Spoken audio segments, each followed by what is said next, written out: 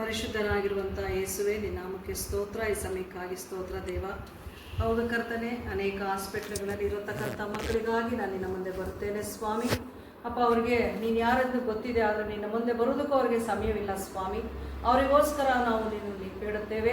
ನೀನು ಇಂದು ನಮಗೋಸ್ಕರ ಇನ್ನು ತಂದೆಯ ಬಲಪಾಸಲ್ಲಿ ಕೂತುಕೊಂಡು ನಮಗೋಸ್ಕರ ಬೇಡುತ್ತಾ ಇದೆಯಾ ಅಪ್ಪ. ನೀನು ಯಾರೆಂದು ಗೊತ್ತಿಲ್ಲದವರಿಗೆ ನಾವು ಅವರಿಗೋಸ್ಕರ ನಿನ್ನ ಮುಂದೆ ಬೇಡುತ್ತಾ ಇದ್ದೇವೆ. ಅವ್ರಿಗೆ ನೀನು ಸಹಾಯ ಮಾಡು.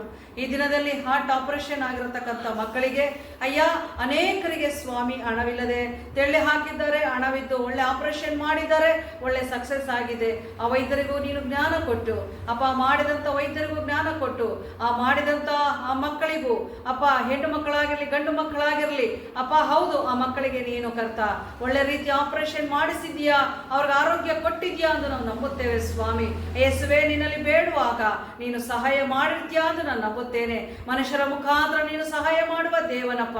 ಅಯ್ಯ, ನೀನು ಯಾವಾಗಲೂ ನೋಡುವ ದೇವರು ಅಯ್ಯ, ನಿದ್ರಿಸದ ದೇವರು, ತೂಗಿಡಿಸದ ದೇವರಾಗಿ ಅಯ್ಯ, ನಿನ್ನ ಮಕ್ಕಳ ನೋವುಗಳನ್ನು ನೀನು ನೋಡುವ ತಂದೆಯಾಗಿ ಅವರಿಗೆ ಗುಣಪಡಿಸುವ ದೇವನಾಗಿ, ವೈದ್ಯನಾಗಿ ನೀನು ಹೋಗಿ ಅವರನ್ನು ಸಂಧಿಸುವ ದೇವನಾಗಿ, ಅವರಿಗೆ ನೀನು ಸಮಾಧಾನವನ್ನು ಕೊಟ್ಟು ಆರೋಗ್ಯವನ್ನು ಕೊಟ್ಟು ನನ್ನ ಮಕ್ಕಳೆಂದು ಸ್ವಾಮಿ ಅವರನ್ನು ಎಬ್ಬರಿಸಿ ನಿಲ್ಲಿಸುವ ದೇವರು, ಆರೋಗ್ಯ ತುಂಬಿಸುವ ದೇವರು ನೀನಾಗಿದ್ದೆ ಸಪ್ಪ. ನಿನಗೆ ಸ್ತೋತ್ರ ಸಲ್ಲಿಸ್ತೇನೆ ದೇವ. ಡಾಕ್ಟರ್ಗಳಿಗೂ ನೀನು ಜ್ಞಾನ ಕೊಟ್ಟವನು ನೀನಲ್ಲವಾ?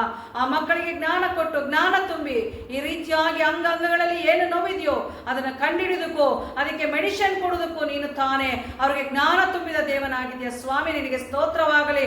ಈ ದಿನದಲ್ಲಿ ಎಷ್ಟು ಕೋಟಿ ಜನರು ಅಪ್ಪ ಈ ರೀತಿಯಾಗಿ ಅಪ್ಪ ಹೃದಯದ ಆಪರೇಷನ್ ಮಾಡಿಸಿಕೊಂಡು ಇದ್ದಾರೋ ಆ ಮಕ್ಕಳಿಗೆ ನೀನು ತಾನೇ ಸಹಾಯಕನಾಗಿದ್ದು ಆ ಮಕ್ಕಳನ್ನು ನೀನು ತಾನೇ ಗುಣಪಡಿಸಬೇಕಾಗಿ ಪ್ರಾರ್ಥಿಸ್ತೇವೆ ಏಸಪ್ಪ. ನಿನ್ನ ಮಾತಿನ ಮೇರೆಗೆ ಅಯ್ಯ, ನಿನ್ನ ಹೆಸರಿನ ಮೇರೆಗೆ ಗುಣವಾಗುತ್ತದೆ ಎಂದು ನಾವು ನಂಬುತ್ತೇವೆ ಏಸಯ್ಯ.